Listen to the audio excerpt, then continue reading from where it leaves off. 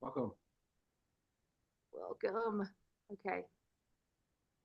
All right. So done. Amazing. We are live now. So I'm going to go ahead and record also. Okay. So hello everybody. This is our live Q&A with the guides. So if you would like to get in this room and come ask us questions, feel free to do that. I'm going to go ahead and post the links in our live videos right now so that you guys can come and see that. Let's see. I'm just going to go to Restream and post the link right here for us. There you are. All right. So anyone can come on and hop on and ask questions about the upcoming season. It's going to be really exciting. Yeah. Yeah. Oh, all right. Jesslyn, do you want to start off talking about just your class and what we have to look forward to? Sure. Can you hear me all right? Okay, Yeah. perfect. Hi, everybody. Welcome. So nice to be here, and it's a beautiful Sunday afternoon. I am super excited about the class. I would love to have anybody who has any questions, feel free to reach out to me also. The 8 weeks that we're going to be spending together is going to go through all these different techniques so that you can learn to access your intuition in many different ways. And the way that we receive information out in the field is through our senses. And so each person has a sense that is stronger than all the others. And it is also said people who are blind, maybe their sense of smell or their sense of touch is way more intensified. And even if you don't have one of your senses handicapped, we still have one that we favor more. And we're going to find out what that one is. And we're basically going to show you how to access more information from the field so that then you can actually choose to do with it what you like. You're going to be able to discern what voices are coming from the ego mind versus what voices are coming from your intuition, your connection to source, your angels, your guides, and your higher self. So that right there is going to be a really beautiful thing to be able to determine for your own self. Discernment is very powerful.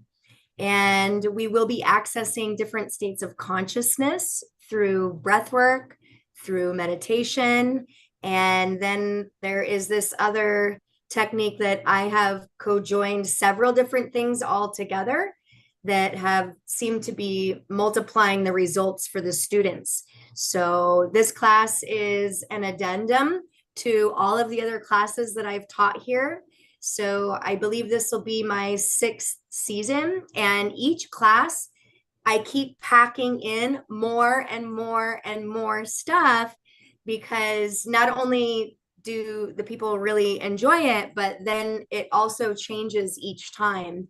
And of course, the people who are participating will also help shape where we take the curriculum and how fast we take the curriculum. So the way that I've designed the course is for expert and amateur. So someone who has no idea about intuition at all, that would love to have intuition, and then also people who do readings for people professionally, which is something that I do as well. So it all varies between the expertise of the students, and which is also really awesome because then it helps everybody else level up. So when you are working with someone who has more practice accessing their intuition, it bumps every single person who doesn't even have a clue up to the next level. So we are going to be working with each other, practicing, and through the 8 weeks, by the time that you complete the 8 weeks, you'll be able to send and receive telepathic messages. You'll be able to remote view, and you'll be able to use frequencies to heal yourself. and that is through light language. So that is stuff that you are going to be channeling once you're connected to your team and be able to bring forth those healing frequencies that resonate for you. So we're going to be practicing on each other, practicing with each other, and then also practicing outside of our class so that we have more practice. Oh yeah, that's amazing. And I can definitely say I've been in Jesselyn's class, and she has a really brilliant way of teaching because she also likes to incorporate games in her class. So we'll play, telepathic games with each other. And Eric has also actually been a part of her class. We'd like to know if anyone here has any questions for her. And I am going to be looking in the YouTube chats as well, but you guys feel free to come on to this Zoom to ask your questions. Would either Eric, Linda, or let's see, I'm sorry, Gayla, yeah, like to ask any questions?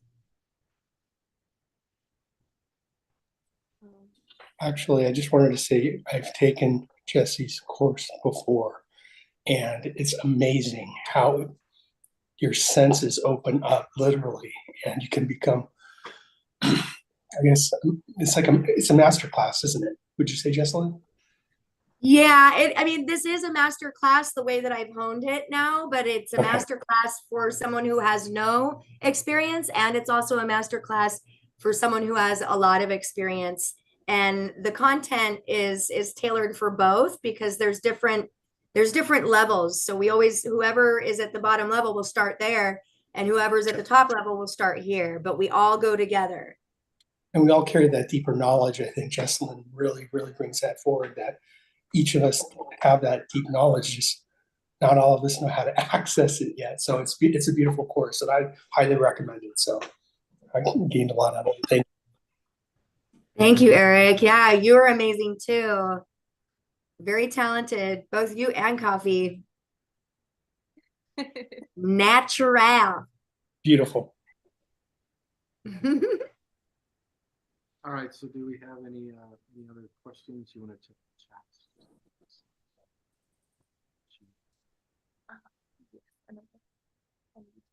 All right, we're just going to take a moment to make sure we've got that. Yeah. Let's see reality.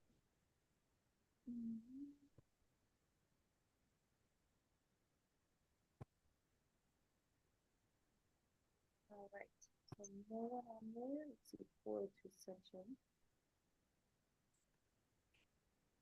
There he is. Hi, Eric. Welcome back. Hey, Alan. So good to see your face. Alan, Gayla, Linda, thanks for being on the call. What did you say, Adam? where are you at these days? Right at this moment, I'm sitting in the corner of my apartment in New York, waiting for a couch to be delivered. But it is 95 degrees with humidity. It's a little warm. Goodness gracious. Eric was saying something very similar about. Yeah. Where's Eric? Where are you, Eric?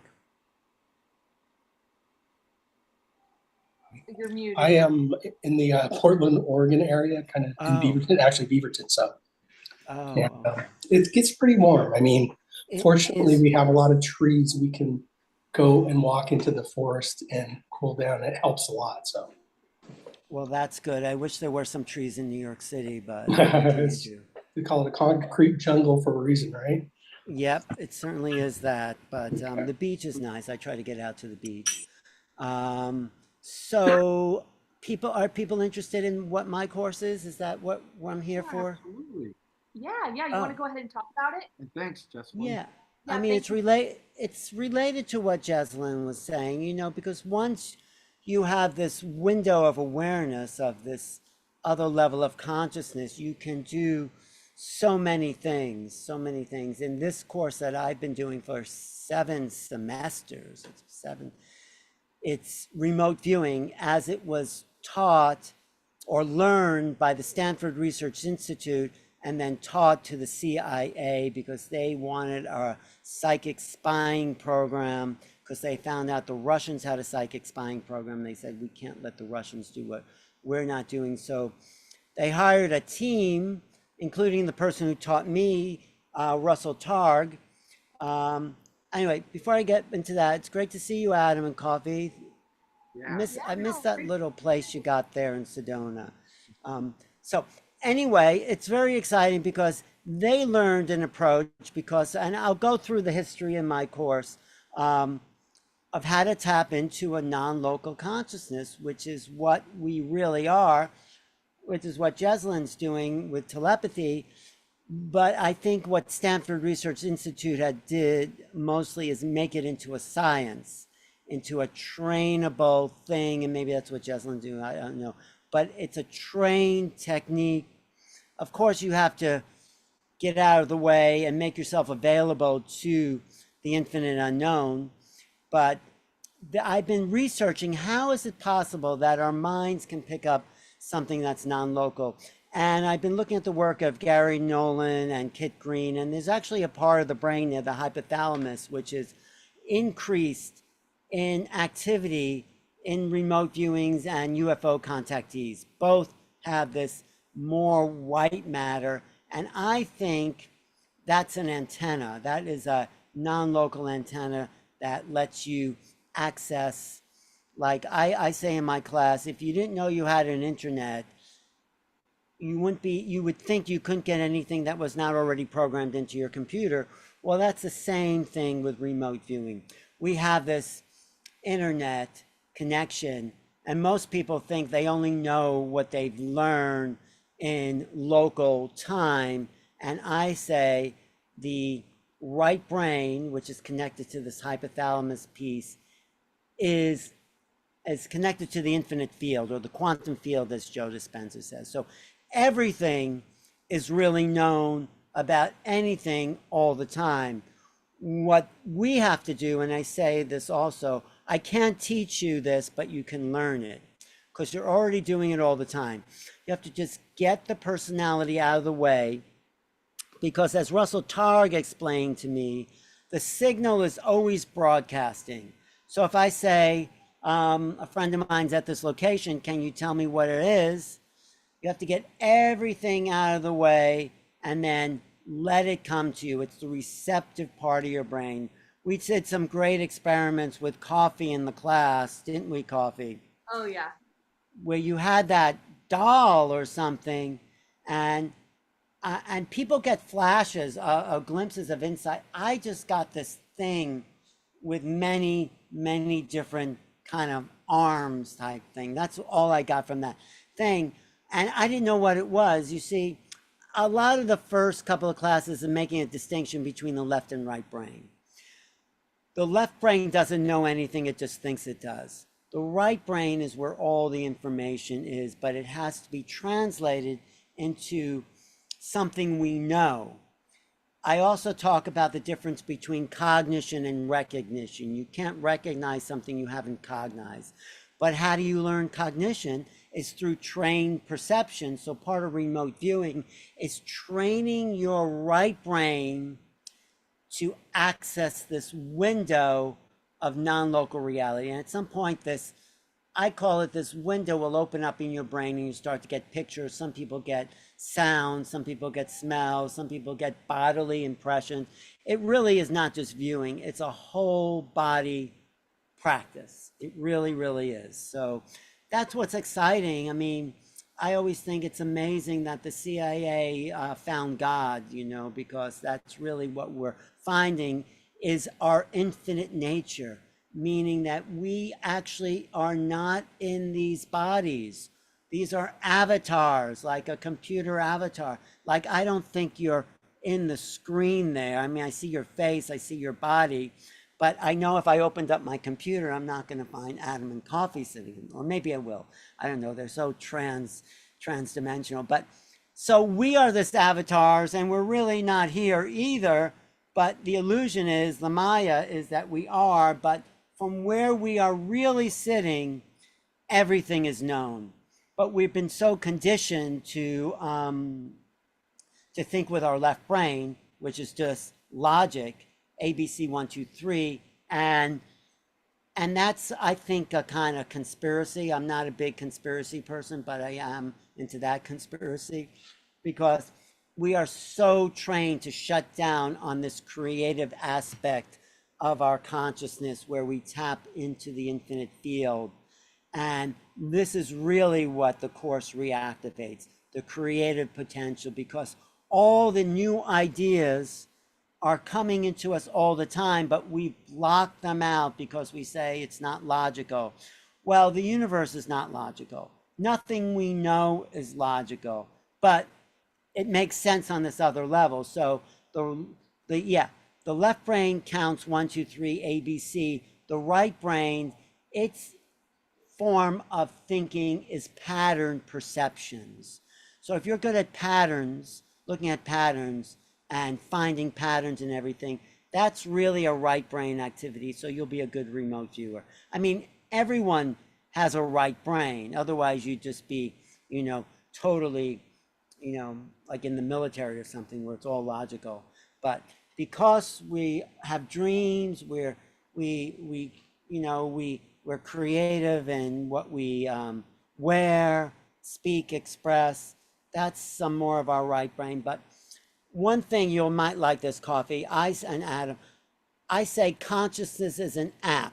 You know how you have apps, well, it's not just when I talk about people think consciousness, oh, it's just awareness. I know. No, I say it's an intention. It's the use of an app for gathering information, certain types of information that have to do with consciousness.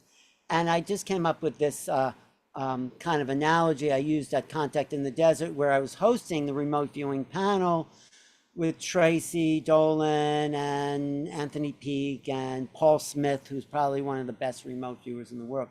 So I said, consciousness is an app. Most people just think it's like an awareness vehicle, but I say, imagine the telephones. You might not remember this, Coffee. The telephones in the 1960s and 70s, they all had wires, right? And if I came from the future to the 1960s, 70s and said, I have a telephone where I could, check my mail, I could make reservations, I could, look up any friend in the world, all the things telephones do now.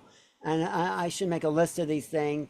And you're still thinking the telephone is a wire to the wall that only does one thing. You can call someone who's on the other wire.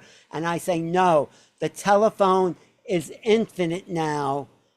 I think that's the analogy between what we're thinking consciousness is and what consciousness really is, particularly used by the ETs. They're using it as an application. We're using it as a wired device that only does one thing, but it is everything. Remote viewing, remote sending, remote healing, remote sensing. Everything is the non-local mind. Actually, your memory is not even in your brain, it's in the field. So it's accessing that information. So basically, I'm saying we're non-local, get used to it, and this is a practice that will get you there. And you could levitate probably after that. Yes. How's love that? I love Okay. it. It's great. Alright. And I would like Yeah. to know if anyone has any questions for Alan or any of us at this point. You can, I keep sending the link, so it's all on that YouTube in the comment section there for you guys. It'll send you the email immediately that you'll be able to join this. Well, I just want to ask people, does that make sense that it's an application the way our phones are applications now, where we had no idea? So we're just calling everything consciousness because we think that's the term. But it's not one thing, it's all things.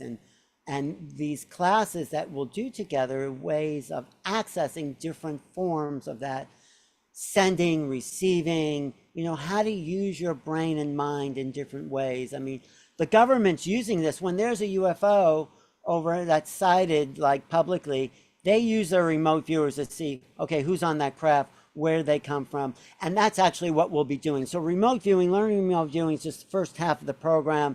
The second half is going off planet. Once we really learn how to remote view and everyone in the class is on the same page, right, Coffee? We start to And then, you know, the thing about remote viewing is like you see the targets that I asked you to remote view, and you have feedback, and you can find out how you're using your consciousness to get that target, where you got thrown off, where you let your other parts of your mind lead you astray. But once we get that down and we know what the target is, we go to places where we don't know what the target is, like what's the closest planet to Sirius, and who are those beings there, and what do they have to tell us, you know? And if we get an agreement about that, then I call it remote viewing for making contact. That's really the essence of the course. So learning the basics, and then we travel throughout the cosmos to see who and what is really out there. That's where it gets exciting. So join Right. me. And I remember in our last class that we did where I joined us, we went to Jupiter, and Yes. oh my gosh, that was such a fascinating like time, because everybody was having a lot of the same visuals that I was getting, and it's that some of the beings there on Jupiter were literally like the vaporous beings. Well, that's how you know we're all in the same place, because we're all getting the same thing. Gala, what were you going to ask Gayla. me? Gayla. Well, actually, what you're saying to me makes a whole lot of sense. And the reason I jumped in on this Mhm. Was because I'm not highly practiced. I sort of got dragged into this about 4 years ago. I feel that I have remote viewed. I'm pretty sure I have, because I've gotten some confirmation. I feel that I've gotten a lot of information that I didn't read in a book. I don't know where it came from, but it didn't come from me. That kind of stuff. Space-time continuum stuff. What I have trouble, and why I jumped in here, is I don't seem to be able to control it. Well, Most of what I get happens when I'm meditating. But I don't seem to be able to I yeah. don't seem to be able to make something happen. I can't, I can't go to Jupiter when I feel like going to Jupiter. Well, that's partly because you haven't been trained, and also the class dynamics really help, because we form a kind of collective field. So Yeah. people are remote viewing all the time, like you're saying, and we're getting glimpses. Like I was traveling recently, I got this flash of my bookshelf, and when I came back to my apartment, it was completely tipped over, and I said, "That's weird that I flashed on that," but I didn't forget that. So yeah, most people just get flashes and glimpses of that, but in the class, we control it with intent. Intent is the key. And intent is not, oh, I'm intending to do that. Intent is a way of directing the right brain in a direction, but the right brain's also receiving. So you don't want to overly direct it. You want to put out the intent and then sit back and let yourself receive it. So there's a Okay, so difference you have to be between an antenna and a receiver. absolutely, and you are anyway. But when we actually sit down and do the remote viewing, that's the practice. That's actually the Okay. practice to fine tune how you're going to do it. And everybody does it differently. And that's what's exciting. I learned from every class, from every single person. And, you know, this is a new science. Humans are finally learning how to use their brain, and we can say the CIA was responsible for that indirectly. But Mark, did you Hopefully have a something question? good came out of it. Yeah, Yeah. yeah. My question is, Alan, in our galaxy, making first contact, do you think that it's forbidden for advanced civilizations or ETs in our galaxy to make first contact because they probably look like us, and we'd find that very difficult to deal with? Whereas the visitors that we see are supposedly strange looking, they may not be from our galaxy. Do you think there's a prohibition What? by the Galactic Federation that prevents first contact? No, because it would be too late at this point. No, we've been visited for many, many a century. We're actually, I mean, going back 200,000 years with the Anunnaki, I think we're actually interbred with these alien races. We have advanced genetics. If you read my book, there's a chapter where they talk about a gene that seems to have come out of nowhere. So I don't think there's any rules in the universe. I think beings come and go. I think the ones that do look like us are maybe more related to us, but I don't think there's a prohibition because it hasn't been enforced and we are being overrun. And the idea is to be as conscious as you can, so when they are in your field, you can pick it up. Some people say, is there a prohibition for us remote viewing other planets?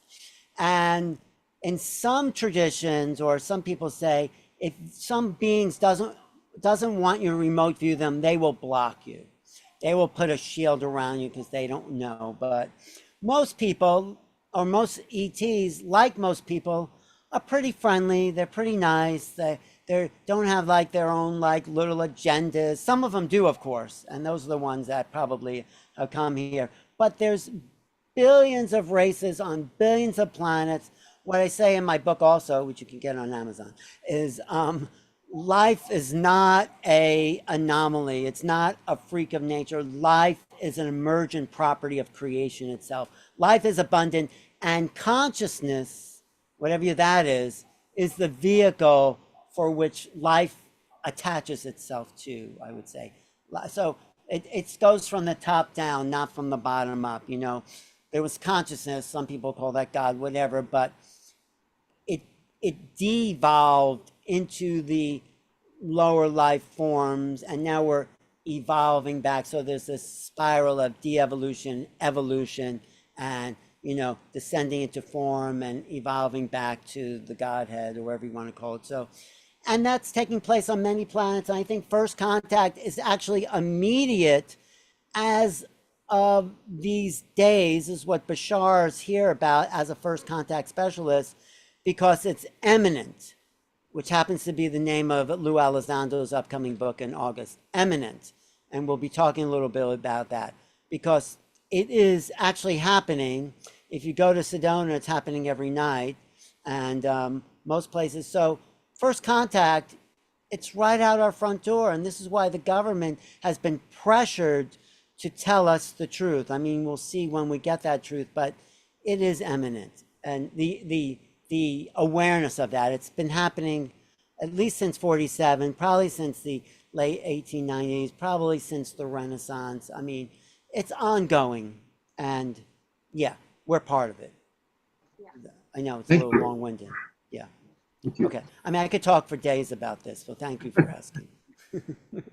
All right. Because it's my passion, you know, it's like, I can't think of anything more exciting than meeting an alien race, interfacing with them, and trying to develop a kind of intellectual framework in which we're going to exchange knowledge. It's not like, oh, hi, we're here. No, they don't think anything like us. They don't, I think, look like us, and their vibrational field is very different than our energetic field, you know. So when they come into your sphere, into your energetic awareness, they distort the field. It's a distortion. When you really have an ET in your presence, it's actually hard to stay conscious sometimes because they're so different. It's like getting AM on a Wi-Fi, you know, bandwidth. You can't, it doesn't match the frequency. We're capable of matching that frequency, except most people are so locked into their limited personality vibrating at that level that there's no room for anything bigger. So that's sort of where we're at. We have to make room in order to make contact. Maybe Yeah. that'd be the name of my next book, Making Room. Yeah, definitely. And I mean, that's exactly the whole idea of LightNet here, is to help people get more in tune with those aspects of themselves, to build their Right. consciousness level to a point where they actually can start to interface with ETs and their higher selves and, you know, guides, loved ones, etc. So all Right. those other levels of consciousness.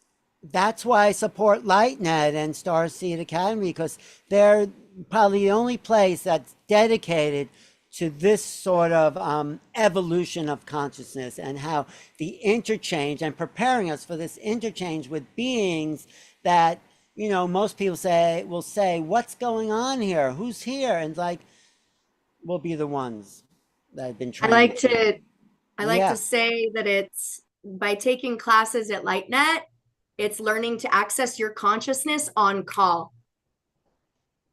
Yes, I love it. I love it. So it's really exciting what Coffee, Adam, Zinka are putting together. They are visionaries of the future. We need that. Mark, you had another question. Yeah, another one that's on my mind a lot is, do we have free will? Are they using telepathic mind control on humans for their own amusement? Are we like avatars? Can they manipulate us like avatars? Well, you know, the jury is out, and I was just at Contact in the Desert, and yes, there is manipulation. Yes, there is distortion. Yes, they're putting thoughts and images in our minds, but we're also the masters of our destiny. We need to become more and more aware to know when we're interfacing with these illusions and when we're not. You see, they're not greater than us. They may be more intelligent, they may have more access to consciousness, but they're not beyond us. We need this training just so we know levels of manipulation that are happening by the ET groups, but we can rise to that level, you know. So it's like talking to your dog, right? When you talk to it, you don't bark at it. You talk in the level of the more evolved consciousness. This is how they're trying to upgrade us to use consciousness as this multidimensional app that will interface with their level of expression. So yeah, this is like, you know, we're coming down to the wire. Unless we can rise to the level of consciousness we have the potential of activating, we're going to be manipulated like we have been for centuries. So there's a lot more to say about that. Yeah. Okay. So yeah. Can I bother you with one more question? Oh, wait, This is a toss-up question. I was just Go going ahead. to ask Eric what he Oh. was, and then I'll get back to you. Okay, Yeah. I'm really sorry. quickly, I wanted to follow up about what Jesselyn said. There are levels to this, like, and I think you're going into this as well, that we reach certain levels, but we don't do it alone. Jesselyn said we rise together and we evolve together, but it takes time and effort. Yes.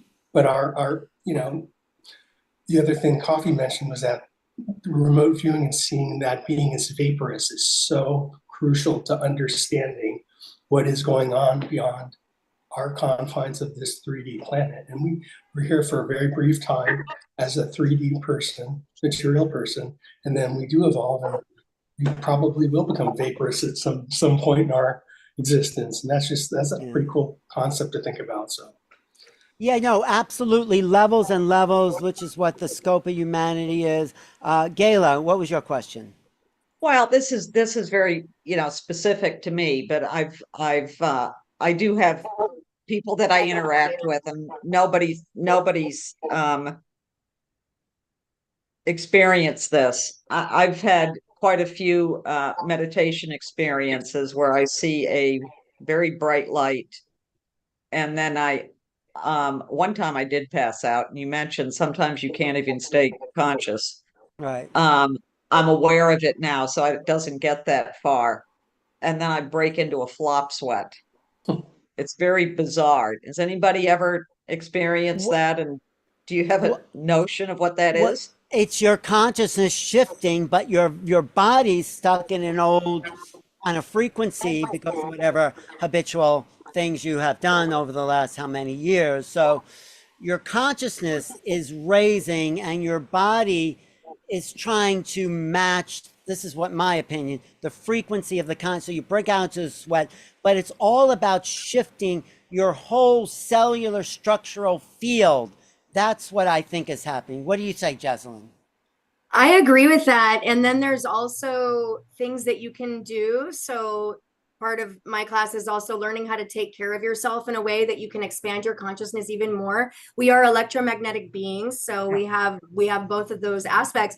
And if you're dehydrated, that is one of the things that will stop you dead in your tracks from being able to remote view, from even being able to access your intuition. If you're dehydrated, because your cells need all of that conductivity. Then also you can also take, if you know you're gonna go into a session, Gayla, make sure you drink a bunch of water, and then you're also going to want to maybe do either electrolytes or minerals so that your body can actually hold the charge.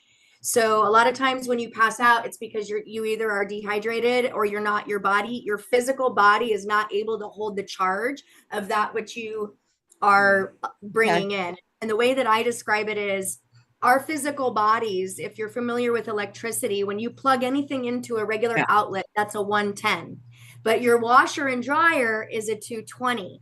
So the reason why they have a totally different outlet on there is because if you were to plug in the 220 to the 110, you would blow something up, you'd start a fire, all of that stuff. So the way that if you're experiencing these symptoms, it's because your physical meat suit, your physical flesh body is running a 110 current, and your higher self, your angels and your guides are all 220. So you have to raise up the frequency in your physical meat suit. That's why there's foods you can eat, there's practices that you can do. And so that's part of why this takes 8 weeks to help you bring in all of these changes so that it's not so crazy, basically. Because before I even learned about all this, I was passing out often. And my friends are like, that doesn't seem like that's not healthy. And then I started researching it, and then I realized, I was like, oh yeah, that makes sense. We are electromagnetic beings. We actually do need to be able to hold a higher charge in our physical body. So Great Thank you answer, both. Jessalyn. Great. That's really perfect. Thank you both. So we have 2 more classes that we've got to share about here while we're on call, and we can also return to this if you guys do have any further questions. Feel free to email us at team@lightnet.org. And so I'm going to go ahead and share, speaking of all this stuff, there are ways also to document all of these happenings, and that's kind of what I am going to be teaching. A part of what I'm going to be teaching this season is Starseed channeled art. So if you guys are wondering about how and why we tap into our creativity and why that's so powerful to develop that creative side of our mind, we're going to be diving into all kinds of really exciting things with that. We're going to touch on shadow work. So that's going to be one of the first things we focus on in my class. And that's going to allow us to really get into the things that we are kind of afraid to face within ourselves. We are all artists innately, even if you don't consider yourself an artist, you're a creator, and part of being a creator and a human is that is your literal God-given gift on this planet, is to be able to bring things from the etheric realms and make them physical. So if you don't know how to do that, or if you're, afraid to express in some way because, you were shut down in childhood or had bad reactions with coming out artistically, then when you are in this group with all of these amazing people that we'll be surrounded with, we're going to be able to channel art for each other. We're going to be able to channel aspects of our dreams. And the great part of this is that you don't even need to be an artist to start doing this. You don't even need to be good at it, because when we take these frequencies and we actually translate them onto paper, however they come out, it is still the embodiment of that frequency, and you can still get all of the benefits from learning how to channel in this way. And it's very powerful. It's got a lot to do as well with kind of the art of creating runes and magic in that way. Is just putting it on paper, having a physical representation of that magic and of that channel. It really enhances it. So that's going to be a really beautiful, this is a new course at Starseed Academy, but I'm super excited to be able to bring this to everybody. And if you'd like to check out some of my artwork, we can send a link here, but we're starseedacademy.org/coffee. So you can see the artwork examples and some more information about that class. So yeah, does anyone have any questions about that? I'd be happy to answer it. Okay, awesome. Then we will move on to Adam's course. Great. Aloha, everyone. So, kind of as a follow-on to some of the things Alan was talking about, we're dealing with different types of perception and awareness when we lucid dream. And the waking induced lucid dreaming is a technique that we'll master so that we can enter the lucid dreaming state at will with our conscious mind fully alert as we allow our bodies to fall asleep. And then if you go online, and I've done it myself, you're going to find introductory courses to lucid dreaming are a dime a dozen. There's literally like a million of them. And something I noticed in it, and it encouraged us to want to develop this course, is that there's no second step. There's a lot of places that offer the idea of how to begin this journey, but there's nothing that increases and encourages the expansion of the adventure, and that's exactly what you can plan on obtaining in this course. We'll go into advanced techniques that include having multiple lucid dreams simultaneously, dreaming with plants, dreaming with other people, and time dilation. And one of the main research focuses I personally have in these courses and with the teams that we work with is increasing our ability to remember. So I'm really excited that in this course, one of the team members is bringing some different types of technology to bear, and we're going to be able to push the envelope on recollection, because the time dilation suggests possibilities that are very exciting.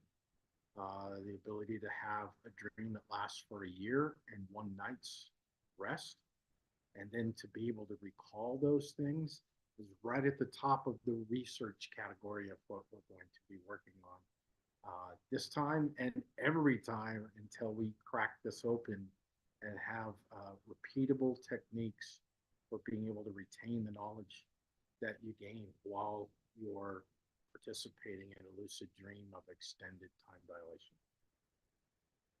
dilation. I'm really happy with the success that we've had in the past.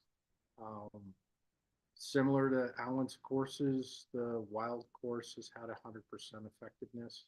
Everyone's been able to achieve the skill set. And Alan, you're such a shining example about how to do these things well. And our brother, I really appreciate you and everything you've done for LightNet and continue Thank the you. world at large in these realms of Well, possibility. I believe in it. I believe in this evolution of knowledge. So thank you, Adam. Thank you. Yeah. Yeah. And so if anyone has any questions about the lucid dreaming experiences that will be engendering, you can drop a comment here or send an email to team@lightnet.org, and I'd be happy to interact with you and ascertain whether or not this is going to be the course of direction that you'd like to take your growth and learning into the future with. And thank you, everyone. Amazing. Amazing. And if anyone has any questions for Adam right now, you can go ahead and raise your hand or speak up. Or again, there's a link in your YouTube chats that you can join on live with us here in the backstage. I like the hat, Adam. It's working. That's very cool. Yeah, I'm the swag ambassador for LightNet and Starseed Academy. He is. I love seeing him wear this lucid living shirt because he wears it everywhere, and all the time people come up to him, they like ask him like, what's lucid living, like explain this to me. So it's a great conversation starter because it helps to open people's minds. Yeah, and I'll give you the explanation, the quick elevator explanation that I've got now. I'm glad that that's humorous, because I think humor is at the core of what helps us elevate our consciousness. So The technique of lucid dreaming is one where we separate ourselves from normal dreaming. And I hope that this causes some curiosity for everyone when I say dreaming. When we dream, we use our consciousness to arrange energy into such a organized pattern that it provides us with an experience. We're not aware that we're doing that, even though that's what's happening. And when we lucid dream, we become aware that we're dreaming. And that awareness is such that we are then consciously arranging energy in such a way that it provides us with an experience, and we know we're doing that. And that provides us with abilities and possibilities that can be expanded and explored upon. So lucid living is kind of the next step in that. We use lucid dreaming as a means and training ground to gain conscious awareness of dealing with energy in such a way. And then we open our eyes, we wake up and realize that we can continue to do a very similar thing. We can be awake in the dream of being awake. And that is lucid living. Yeah. Yes. I have another question. I'm just, do you, instructors, teachers, Guides. do you guys, do all of you use all of these techniques, or do you find that, I think Jesslyn mentioned this, one technique resonates with some of you and you're better at this one than that one, and that's where you focus? That's possible. The waking induced lucid dreaming technique has a really strong proven efficacy. I won't say that it's the only way. There are a lot of ways to enter into the lucid dreaming state, and there are a lot of ways to enter into a lucid living state. And what works best for you is definitely what we encourage.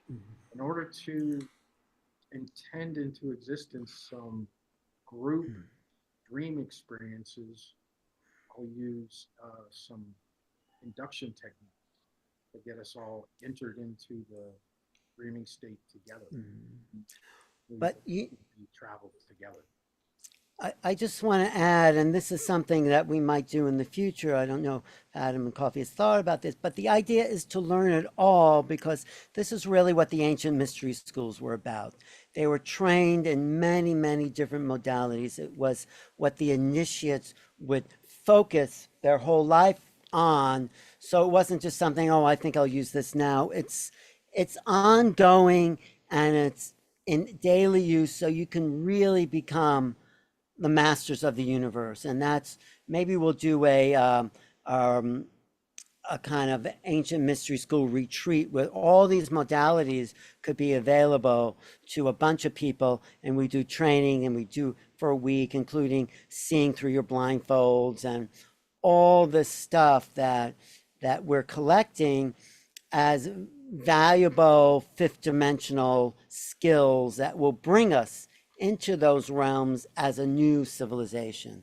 That's really what all of this is about, right? Absolutely, Alan. I really liken the experience of the mystery school a lot more to art school, where you sit down and you sit down at the potter's wheel and you throw up on the wall every different kind of paint, and you keep working through all the modalities, getting exposure to them, and then your natural talent will draw you into a form of expression that you are best suited for. And you'll find those things come together. And also with practice, people can achieve success rates, skills, and abilities that they don't imagine to be possible. The other thing, Adam, is eventually, there's a shift in consciousness. The things that were important to people before aren't as important, and they start to really align with beaming the higher frequency, being the initiate, the adept, so it can start to bring up the whole vibration of the planet. I think that's really the ultimate goal of LightNet, is to do that. Absolutely. Yeah, hooray. Does that help?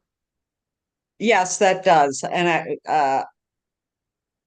okay, yeah, it does. I had a sensibility about these modalities, techniques, whatever, being different languages that I just don't remember how to speak. Mm-hmm. That's such a good way to describe that, actually. That's really brilliant. You know, Yeah.